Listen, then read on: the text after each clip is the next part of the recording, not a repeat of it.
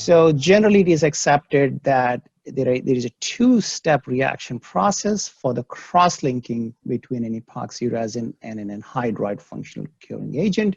We have reaction 1 and reaction 2 here, showing that two-step cross-linking reaction. And then reaction 3 is simply the epoxy resin homopolymerizing with the help of some impurities or other things, but it can take place, this homopolymerization reaction can take place in the absence of the dianhydride. And this reaction is actually quite important for us to understand. Sometimes it hurts our performance, but in many cases, we believe a formulator can cleverly design some, or I should say pre-engineer some amount of homopolymerization into your formulation, and that can get you actually better performance than otherwise. You know, there's something to note here too. You know, as formulators, with powder coatings, there are a number of curing systems that we work with that are pretty straightforward. And because of that, it's pretty easy to just say, okay, we're going to go one-to-one stoichiometry, you know, make sure all the functional groups, all the reactive groups are accounted for, and we're going to get the best performance.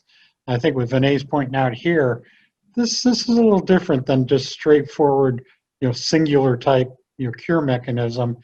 And because of that, you'll see in the upcoming slides, because of that, we really had to take a look at stoichiometry and say, what are we going to do about that? And you'll see in our evaluation how we handled that. Yeah, exactly. So, you know, the art of formulation really comes into play in BTDA-based epoxy formulations.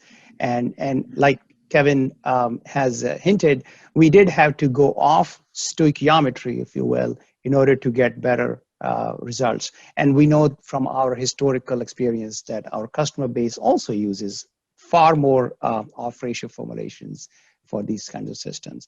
So basically, at the bottom, there is an equation. Different people calculate the usage rates of curing agents in different ways. I mean, this is one way.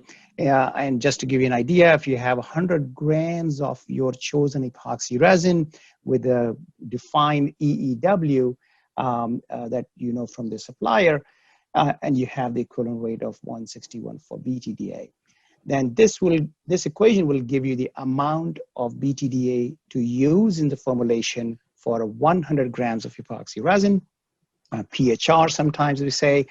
And there is this important fudge factor, or I guess artistic calculator factor that we use, which is the A/E ratio in the formulation.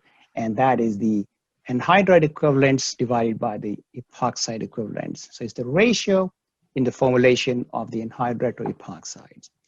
Now, if you look at just the cross-linking reaction, not the homopolymerization, just the cross-linking reaction, you will see that one epoxide group will be equivalent to an epoxide group, and that normally tells you to use 1-to-1 ratio and epoxy AE ratio 1, but you get far better results by going anhydride starved and epoxy excess in these formulations.